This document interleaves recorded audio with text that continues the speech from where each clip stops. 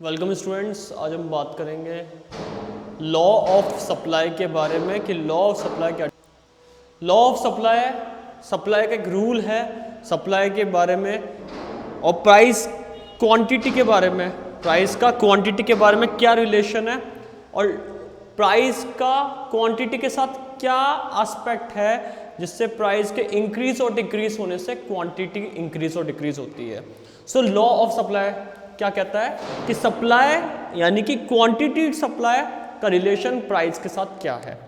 So the law of supply states क्या बताता है, ये एक डेफिनेशन बताता है लॉ ऑफ सप्लाई प्राइस के साथ क्वांटिटी सप्लाइड के रिलेशन के बारे में कि दोनों का रिलेशन क्या है और इसमें बाकी चीज़ें जो है मार्केट के अंदर factors of production, techniques of production, firm का गोल या फिर रिलेटेड गुड्स या बिजनेस एक्सपेक्टेशन, इन चीज़ों को देखकर यहाँ पे प्राइस के साथ क्वांटिटी रिलेशनशिप को शो कर रहा है। अब यहाँ पे प्राइस का मतलब क्या हो गया, क्वांटिटी की प्राइस जो सप्लाई करी जाती है किसी भी पर्टिकुलर कमोडिटी की मार्केट के अंदर, जिस प्राइस पे पर्टिकुलर कमोडिटी की सप्लाई करी जाती है सेलर के द्वारा मार्केट में, उस प्राइस को प्राइस ऑफ अ कमोडिटी कहा जाता है।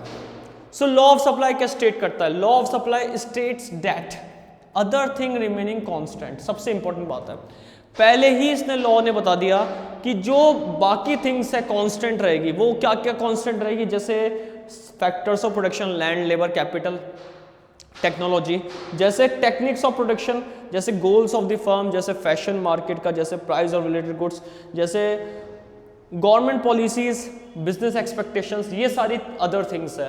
इनको हम क्या डिनोट करते हैं, अदर थिंग्स। ये क्या रहेगी, कांस्टेंट रहेगी भाई। ये कांस्टेंट का मतलब ये हो गया कि इनमें कोई चेंज नहीं आएगा, इनके अंदर चेंज नहीं आएगा, इनके अंदर कोई फर्क नहीं पड़ेगा। सिर्फ हम लॉ ऑफ सप्लाई में किसके देखेंगे, प्राइस का और क्वांटिटी सप्लाई का रिलेशन देखेंगे। यानी कि इसमें क्या देखा है, इसमें किसको डिनोट कर रहा है, ओनली चेंजेस इन प्राइस और changes in quantity supplied. Law of supply क्या कहता है कि अदर थिंग्स रिमेनिंग कांस्टेंट, बाकी थिंग्स कांस्टेंट रहेगी प्राइस और क्वांटिटी सप्लाई को छोड़कर। Quantity supplied increases with increase in price, own price यानी कि उस प्रोडक्ट या उस कमोडिटी की सप्लाई इंक्रीज होगी जिस कमोडिटी की प्राइस इंक्रीज होगी। यानी कि पर्टिकुलर कमोडिटी की सप्लाई तभी इंक्रीज होती है जब उसकी प्राइस इंक्रीज होती है, और ये ही इस कर्व के अंदर बता रखा है। यहाँ पे एक्स एक्सिस हो गया और ये वाई एक्सिस हो गया। एक्स एक्सिस क्या है, क्वांटिटी है, वाई एक्सिस प्राइस है। जैसे जैसे क्वांटिटी की सप्लाई बढ़ रही है अवेलेबल प्राइस पे, प्राइस हाई होती जा रही है। प्राइस जैसे जैसे बढ़ाएंगे सप्लाई बढ़ती जाएगी। कैसे, यानी कि फर्म हायर प्राइस पे हायर सप्लाई करने के बारे में सोच रहा है। हमने प्रीवियस वीडियो में बात करी थी कि फर्म ज़्यादा प्राइस पे ज़्यादा सप्लाई करने का एफर्ट लगाता है। रीज़न है इसका, रीज़न ये है कि ज़्यादा प्राइस पर फर्म को ज़्यादा प्रॉफिट मिलता है, इसलिए ज़्यादा सप्लाई करने के लिए क्या करता है, ट्राई करता है या फिर इसी पे इंटरेस्ट शो करता है कि हमें ज़्यादा सप्लाई कैसे करनी है। So law of supply states that other thing remaining constant, बाकी चीज़ें कांस्टेंट रहेगी। Quantity supplied increases with increase in own price. Own price का मतलब हो गया कि वो प्राइस जिस प्राइस पर कमोडिटी को सेल करा जा रहा है, of a commodity and vice वर्सा। अब यहाँ पे बात करी गई है क्वांटिटी सप्लाई जैसे इंक्रीज होगी प्राइस के साथ, इंक्रीज इन प्राइस के साथ वैसे ही अगर प्राइस डिक्रीज हुई तो यहाँ पे क्वांटिटी सप्लाई डिक्रीज हो जाएगी। यानी कि देयर इज अ पॉजिटिव और डायरेक्ट रिलेशनशिप between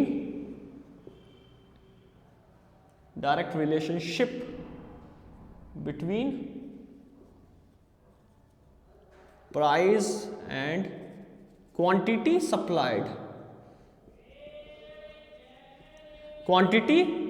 यानी कि बताया गया है कि डायरेक्ट रिलेशनशिप है। अगर प्राइस बढ़ेगी तो क्वांटिटी सप्लाइड इंक्रीज करेंगे, अगर प्राइस डिक्रीज हुई, कम होगी, तो क्वांटिटी सप्लाई डिक्रीज करी जाएगी। So that is a law of supply. क्या स्टेट करता है कि लॉ ऑफ सप्लाई बताता है कि other things remaining constant, quantity supply जैसे इंक्रीज करी जाएगी, increase in own price of a commodity, जैसी क्वांटिटी सप्लाई डिक्रीज करी जाएगी अगर प्राइस डिक्रीज होगी। Price increase, quantity supply increase of a commodity and vice versa, यानी कि price decrease, quantity supply decrease. So there is a positive और direct relationship between price और quantity supplied. Market में ये बात हमेशा ध्यान रखी जाती है कि कोई भी फर्म होगा किसी भी कमोडिटी को हाईयर प्राइस पे सेल करने की कोशिश करता है, हाईयर प्राइस पे सप्लाई करने की कोशिश करता है। रीजन क्या है? Profit maximization. प्रॉफिट उनका इंक्रीज होता है, उनकी क्वांटिटी जितनी ज्यादा बिकेगी, जितनी ज्यादा सोल्ड होगी, उतना उनको प्रॉफिट, जो मेन गोल है, वो अचीव होगा। तो लॉ ऑफ सप्लाई के बारे में हमने आज पढ़ा कि लॉ ऑफ सप्लाई क्या होता है। Law of supply other thing को कांस्टेंट रखकर प्राइस और क्वांटिटी सप्लाइड में रिलेशनशिप बताता है। जैसे ही प्राइस इंक्रीज होगी क्वांटिटी सप्लाइड इंक्रीज होगी, जैसे ही प्राइस डिक्रीज होगी क्वांटिटी सप्लाइड डिक्रीज होगी कमोडिटी की। So there is a positive और direct relationship between price and a quantity supplied. Price और क्वांटिटी सप्लाई में पॉजिटिव और डायरेक्ट रिलेशनशिप को यहाँ पे शो करता है। अब इसके बात करते हैं हम अजम्पशंस के बारे में। अब बात करते हैं इसके अजम्पशंस की। Assumptions of law of supply, यानी कि अजम्पशंस क्या क्या अजम्पशंस आएंगे इसके, उसके बारे में हम यहाँ पे बात कर लेते हैं। फर्स्ट अजम्पशन है there is no change in price of factors of production. यहाँ पे प्राइस किसका इंक्लूड करा? फैक्टर्स ऑफ प्रोडक्शन का।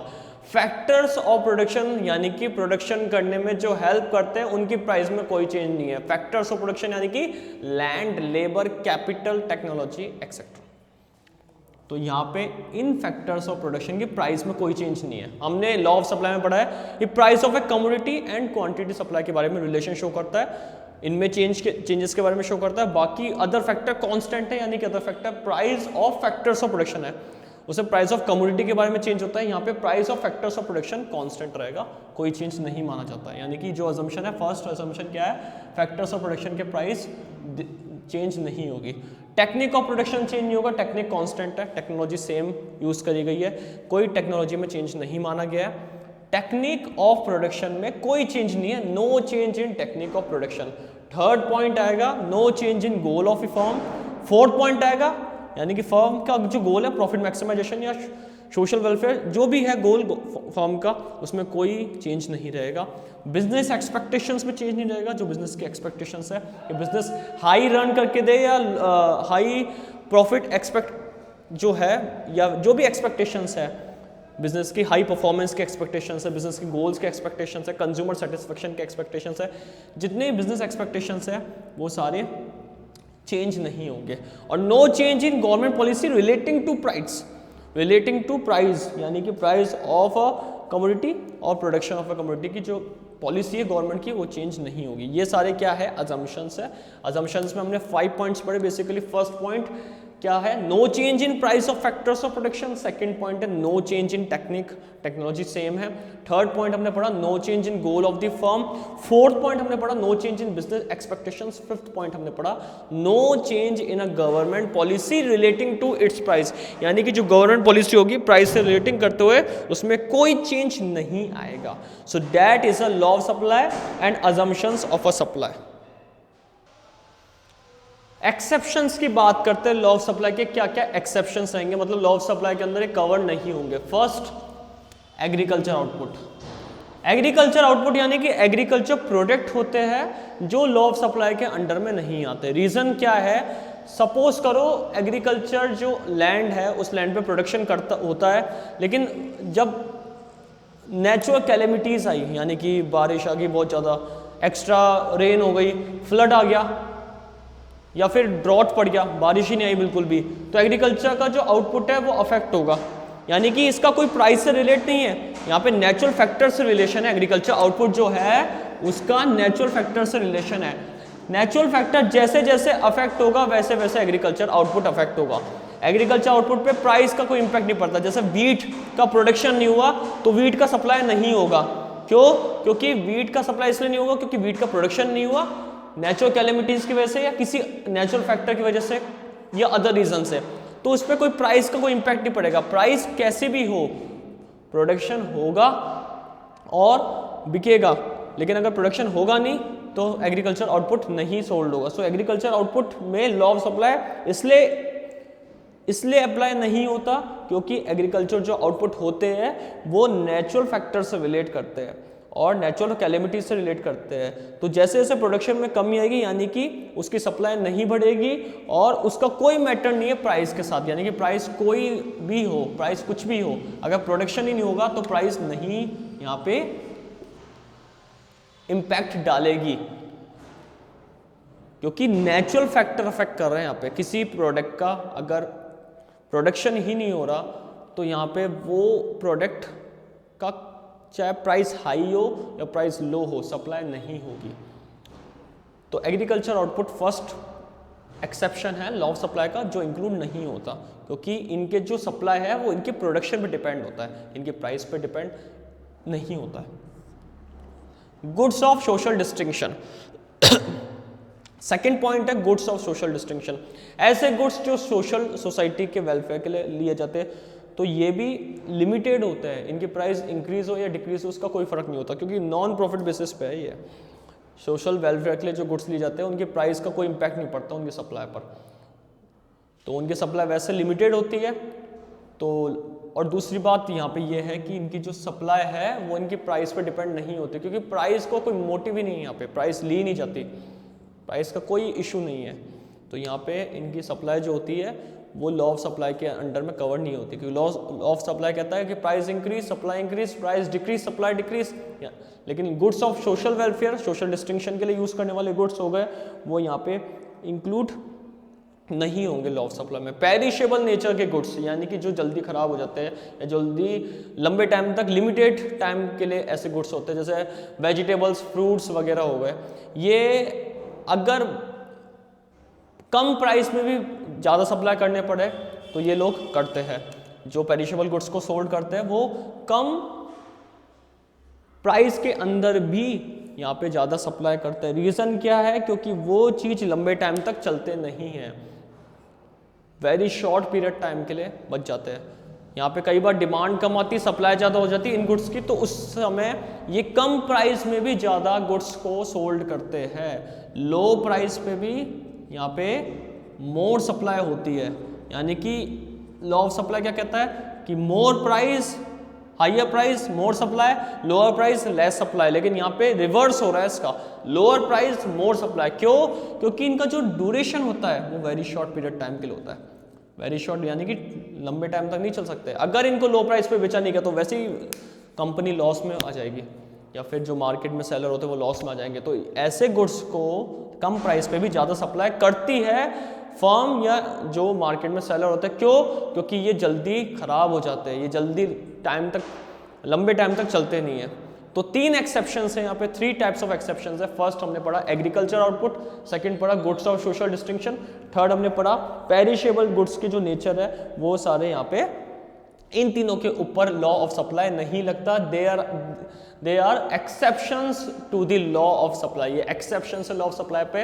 तीनों में हम वापस रिवीजन कर लेते हैं। एग्रीकल्चर आउटपुट पे लॉ ऑफ सप्लाई इसलिए लगता है क्योंकि ये नेचुरल फैक्टर से अफेक्ट होता है, नेचर से अफेक्ट होता है। इस पे अगर इनका प्रोडक्शन ही नहीं होगा तो प्राइस इनका कोई मैटर नहीं करेगी। इनका प्रोडक्शन नहीं होगा तो इनकी सप्लाई नहीं होगी। तो यहाँ पे प्राइस का इतना अफेक्शन नहीं है जितना नेचुरल फैक्टर का अफेक्शन है। सोशल वेलफेयर के लिए, सोशल डिस्टिंक्शन के लिए जो प्रोडक्ट सप्लाई करी जाती है उसकी प्राइस का कोई इम्पैक्ट नहीं पड़ा। अगर इनकी प्राइस इंक्रीज हो या डिक्रीज हो उसका कोई इम्पैक्ट नहीं पड़ा, क्योंकि ये सोशल वेलफेयर के लिए काम में आता है, सोशल डिस्टिंक्शन के लिए काम में आता है। और इन प्रोडक्ट के ऊपर लॉ ऑफ सप्लाई नहीं लगता क्योंकि इनमें प्रॉफिट मोटिव नहीं होता, इनमें सोसाइटी का वेलफेयर मोटिव होता है। पेरिशेबल गुड्स के जो नेचर होते हैं, पेरिशेबल गुड्स के जो प्रोडक्ट होते हैं वो अगर ज़्यादा सप्लाई हो जाती है इनकी तो यहाँ पे वेरी शॉर्ट टाइम पीरियड में ख़राब हो जाते हैं, लंबे टाइम पे तक नहीं चलते ये, क्योंकि इनकी डिमांड कई बार कम आ जाती है और सप्लाई ज़्यादा हो जाती है और ड्यूरेशन का वेरी शॉर्ट है। तो लो प्राइस में भी मोर सप्लाई कर देते हैं। अगर मार्केट में ज़्यादा डिमांड जैसे जैसे बढ़ेगी वैसे वैसे ही लो प्राइस पे भी सप्लाई कर देंगे। अगर ज़्यादा प्राइस रखेंगे तो डिमांड कम हो जाएगी, इस कारण से पेरिशेबल नेचर के गुड्स को यहाँ पे कम प्राइस पे भी सप्लाई ज़्यादा कर देते हैं और इस पर लॉ ऑफ सप्लाई नहीं लगता। रीज़न, लेस प्राइस पे मोर सप्लाई हो रहा है और लॉ ऑफ सप्लाई कहता है कि मोर प्राइस मोर सप्लाई या लेस प्राइस लेस सप्लाई, लेकिन यहाँ पे इनवर्स रिलेशनशिप शो कर रहा है लॉ ऑफ सप्लाई का।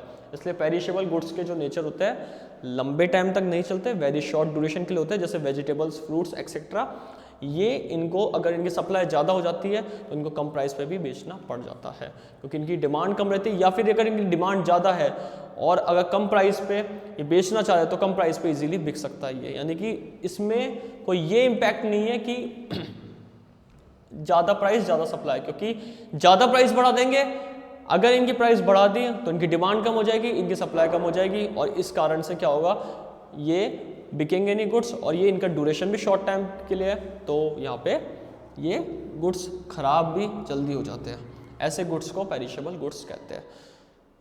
सो 3 पॉइंट हमने पढ़े एक्सेप्शंस के अंदर। तो आज के टॉपिक में हमने कवर करा law of supply, assumptions of law of supply and exceptions of the law of supply.